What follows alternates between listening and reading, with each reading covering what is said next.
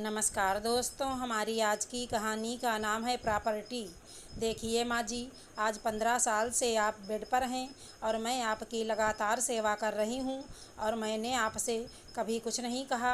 लेकिन अब जब बात बंटवारे पर ही आ गई है और आपने दो ही शर्त रखी है, एक आशीर्वाद और एक पूरी प्रॉपर्टी, तो आशीर्वाद तो मैं आपका 15 साल से ले रही हूँ। अब मुझे ये प्रॉपर्टी चाहिए, पहले ही बता दे रही हूँ। बहुत सेवा की है मैंने और आपने ये क्या बंटवारा रखा है? ऐसा बंटवारा कौन करता है? आशीर्वाद और प्रॉपर्टी।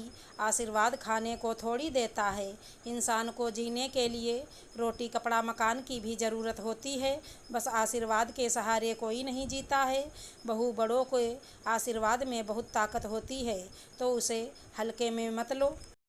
माँ जी, खाने को 2 वक्त की रोटी भी तो चाहिए और आप लोग अजीब सा ही बंटवारा करके बैठे हैं। आशीर्वाद और प्रॉपर्टी ये क्या होता है?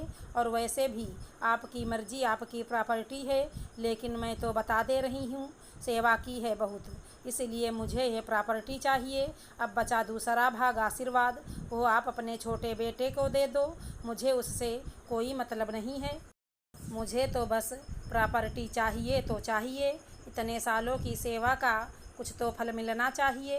शकुंतला जी ने पूनम को समझाने की बहुत कोशिश की कि बहू, बस तुम सबके सामने आशीर्वाद ही लेना, लेकिन पूनम बिल्कुल भी उनकी बात मानने को तैयार ही नहीं हुई और अगले दिन गांव के मुखिया और कम से कम 15-20 लोगों के सामने पूनम शकुंतला जी से चिल्ला चिल्ला कर बोल रही थी और वहीं पर शकुंतला जी की छोटी बहू रचना और उसका पति पंकज चुपचाप खड़े थे, क्योंकि उनकी उस घर में कोई औकात ही नहीं थी। ना ही कभी शकुंतला जी ने उन्हें किसी जिम्मेदारी के लायक समझा था और ना ही कमलनाथ जी ने। एक तरफ से रचना पंकज दोनों ही घर में नालायक घोषित हो चुके थे, क्योंकि पंकज शुरू से पढ़ने में सही नहीं था, जिसके चलते उसे कोई अच्छी नौकरी नहीं मिल पाती थी। मुश्किल से 10-15 हज़ार की नौकरी करता था, जिसमें से वो अपने और अपनी पत्नी के खर्चे निकाल ले, यही बड़ी बात थी। और वहीं बड़ा बेटा राजेश अच्छी खासी तनख्वाह पाता था, इसलिए राजेश की और उसकी पत्नी पूनम का मान सम्मान कमलनाथ जी और शकुंतला जी की नज़रों में कुछ ज़्यादा ही था। एक तरफ से कह सकते हैं कि पूनम और राजेश शकुंतला जी के मनपसंद बेटे और बहू थे। 15 साल पहले शकुंतला जी कुछ बीमार रहने लगी थी, तो पूनम को यहीं अच्छा मौका मिला और वो मीठा मीठा बोलकर अपनी ज़रूरत का सारा सामान सास के जरिए कमलनाथ जी से मंगवाती रहती थी और खुद के पति का पैसा सारा बचा कर रखती थी। यहाँ तक कि वो कभी रचना को शकुंतला जी के आसपास भी भटकने नहीं देना चाहती थी। उसे डर था कि कहीं रचना भी अपनी ज़रूरत की चीज़ माँ जी से ना मंगवाने लगे। बस इसी चक्कर में वो साये की तरह शकुंतला जी के साथ लगी रहती थी। शकुंतला जी को भी लगता कि सच में छोटा बेटा तो नालायक निकला ही था, बहू उससे भी ज़्यादा गई गुजरी है। ये सोच सोच कर शकुंतला जी की चिढ़ दिन पर दिन रचना और पंकज के लिए बढ़ती ही चली गई। धीरे धीरे दिन निकलता गया और एक दिन शकुंतला जी ने कमलनाथ जी से कुछ बातें करके पूनम से बोली, बहू, अब हमारा कुछ भरोसा तो है नहीं। हम चाहते हैं कि सब कुछ हम तुम लोगों के नाम करके फ्री हो जाएं। आखिर कब तक बंधन में बंधे रहेंगे? हाँ हाँ माँ जी, बिल्कुल सही सोचा है आपने। तो फिर कैसे बंटवारा करना है आपको? देखिए, मैंने आपकी बहुत सेवा की है, इसलिए जो भी करिएगा सोच समझ कर करिएगा। हाँ बहू, और दोनों पलड़े में से किसी एक पलड़े को चुनने का अधिकार पहला तुम्हारा ही होगा। इतना सुनकर खुश हो जाती है पूनम। अब उसे लगने लगा था कि वो जो चाहेगी ले सकती है। अगले दिन मुखिया को भी बुलाया गया, गांव के कुछ लोगों को बुलाया गया और वहीं पर कमलनाथ जी और शकुंतला जी ने अपने दोनों पहलू को रखा। एक पलड़े में उनकी पूरी प्रॉपर्टी, घर जमीन खेत सब कुछ था और दूसरे में उनका आशीर्वाद था। अजीब सा बंटवारा देखकर गांव के लोग भी हैरान थे। मुखिया जी ने भी बोला, भाई कमलनाथ, ये कैसा बंटवारा कर रहे हो तुम? तुम्हारे 2 बेटे हैं, दोनों को बराबर का हिस्सा दो। हाँ मुखिया जी, आप सही कह रहे हैं, लेकिन मैंने बहुत ही सोच समझ कर ऐसा बंटवारा रखा है। मैं आपको विश्वास दिलाता हूँ किसी के साथ भी अन्याय नहीं होगा। अब कमलनाथ जी और शकुंतला जी के आमने सामने रचना, पंकज दूसरी ओर पूनम और राजेश खड़े थे। शकुंतला जी पूनम को देख मुस्कुराईं और बोलीं कि हमने बंटवारे के दो पहलू रखे हैं। एक पहलू में मेरा आशीर्वाद है और दूसरी पहलू में मेरी पूरी प्रॉपर्टी है, तो तुम दोनों अपना एक एक पहलू ले सकते हो। लेकिन उससे पहले बड़ी बहू ने मेरी बहुत सेवा की है और वो इस घर की बड़ी है, तो पहले फैसला उसका ही होगा। खुश हो गई थी पूनम। इतना सुनते ही बड़ी ही मासूम सा बनते हुए पंचों के सामने, सास ससुर के सामने बोली, माँ जी, आपका आशीर्वाद तो हमेशा मेरे साथ है। 15 साल से मैं आपकी सेवा करती आ रही हूँ। आप मुझे रोज़ आशीर्वाद देती हैं। आप माँ हैं, आपके दो बेटे हैं। अब सारा आशीर्वाद अकेले मैं ही कैसे ले सकती हूँ, इसलिए बचा हुआ आशीर्वाद आप अपने छोटे बेटे को दे दीजिए।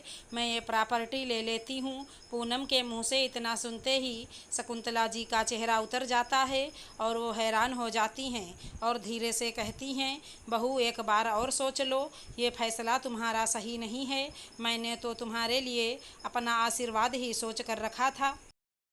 क्या माँ जी, आपका आशीर्वाद लेकर मैं क्या ही करूँगी। 15 साल से तो आपका आशीर्वाद ही ले रही हूँ ना। इतनी जो सेवा की उसका भी तो कुछ मिलना चाहिए। अब आपने हमें बहुत अपना आशीर्वाद दे दिया, अब बचा हुआ आशीर्वाद अपने छोटे बेटे और बहू को दीजिए। हमें तो प्रॉपर्टी चाहिए। शकुंतला जी ने पूनम को बहुत इशारा किया, बहुत समझाने की कोशिश भी की। पूनम, तुम आशीर्वाद ले लो। लेकिन पूनम के कान में जैसे कुछ ना सुनने का धुन सवार था। उसकी बस एक ही रट थी, उसे पूरी प्रॉपर्टी चाहिए। आशीर्वाद वो अपने छोटे बेटे और बहू को दें। शकुंतला जी बार बार पूनम से आशीर्वाद लेने को ही बोलती रहीं। तभी सामने से रचना और पंकज जाकर कहते हैं, माँ सही तो कह रही हैं भाभी। भगवान की दया से थोड़ा ही कमाता हूँ, लेकिन परिवार का पेट अच्छे से पल जाता है। कोशिश करूँगा कुछ और अच्छा करूँ। आप तो पूरी ज़िंदगी बड़े भैया और भाभी की होके रह गए थे। अब कम से कम आप मेरी माँ बन जाओ। हम लोगों के साथ भी कुछ समय बिता लो, हमें भी अपना आशीर्वाद दे दो। जी माँ जी, पंकज आपका छोटा बेटा है, कुछ समय उसके साथ भी बिता लो। खुश होते हुए बोल पड़ी पूनम। पूनम की बात सुनकर वो हैरानी से बार बार कमलनाथ जी को देख रही थी। उन्हें विश्वास ही नहीं हो रहा था कि पूनम ऐसा कुछ भी बोल सकती है। तभी रचना आगे आकर बोलती है, हाँ माँ जी, वैसे छोटा बेटा तो सबसे प्यारा होता है, लेकिन आपने अपने छोटे बेटे को ही अपने से दूर कर दिया। कम से कम अब आप अपने बेटे के साथ समय बिता लीजिए, हमें भी आपका आशीर्वाद मिल जाएगा। माँ जी, ये रुपए पैसे तो यहीं रह जाते हैं, लेकिन माँ बाप का आशीर्वाद मरने के बाद ऊपर तक जाता है। हमें नहीं किसी चीज़ का लालच है। आप अपने आशीर्वाद से हमें जो देना चाहती हैं, आप हमें हंसी खुशी दे दीजिए। पंकज और रचना दोनों ही माँ के आशीर्वाद को चुन लेते हैं। अब पूनम खुश थी, उसे उसकी मनचाही चीज़, पूरा घर, पूरी प्रॉपर्टी मिल गई थी। कमलनाथ जी, ये कैसा अजीब सा बंटवारा है। ऐसा बंटवारा तो आज तक किसी ने नहीं किया है, ना हमने सुना है, ना हमने देखा है। ऐसे कैसे आप कर सकते हैं? एक बच्चे को अपनी पूरी प्रॉपर्टी और दूसरे को बस आशीर्वाद। सरपंच जी की बात सुन धीरे से मुस्कुरा पड़े कमलनाथ जी। शकुंतला जी बच्चों में बंटवारा तो कर दी थी, लेकिन उनके चेहरे पर दुख तकलीफ साफ साफ दिखाई दे रही थी। शायद उन्हें पूनम और राजेश से ऐसी उम्मीद नहीं थी कि वो दोनों उन्हें छोड़ भी सकते हैं। तभी कमलनाथ जी सरपंच जी से कहते हैं, सरपंच जी, हमारा बंटवारा अजीब ज़रूर था, लेकिन किसी के हाथ साथ अन्याय नहीं हुआ है। क्यों नहीं अन्याय हुआ है कमलनाथ जी? एक बेटे को तो आपने अपनी सारी जायदाद दे दी, दूसरे को खाली छोड़ दिया। नहीं सरपंच जी, माँ बाप के आशीर्वाद में इतनी ताकत तो होती है कि वो अपने बच्चों की रक्षा कर सके। और मेरा आशीर्वाद कोई मुँह से निकला हुआ आशीर्वाद नहीं था। मेरे आशीर्वाद में वो था जो मैंने आज तक किसी को बताया नहीं था। हमारा बैंक बैलेंस, जो शायद इस घर से, इस प्रॉपर्टी से दुगना है। और हमने वो बैंक बैलेंस सोचा था जो हमारी सेवा करेगा, जो हमें बुढ़ापे तक हमारा सहारा देगा, हमें अपने पास रखेगा, हम उसको देंगे। हमें तो पूरी उम्मीद बड़े बेटे और बहू से थी। इसलिए बिना बताए मैंने ऐसी शर्त रखी थी। लेकिन बड़ी बहू ने तो प्रॉपर्टी और आशीर्वाद में प्रॉपर्टी चुन ली। मतलब उसे हमसे कोई भी लगाव नहीं था। और छोटी बहू और बेटे की बातें आप लोगों ने सुनी। जिससे हमें उम्मीद थी उसने तो हमें छोड़ दिया, और जिससे उम्मीद नहीं थी उसने हमारा हाथ थाम लिया। अन्याय किसी के साथ नहीं हुआ सरपंच जी, बल्कि अन्याय हमारे साथ हुआ है। हमने अपने बेटे और बहू को पहचानने में जो गलती की थी, शायद इस बंटवारे से वो गलती भी सुधर गई।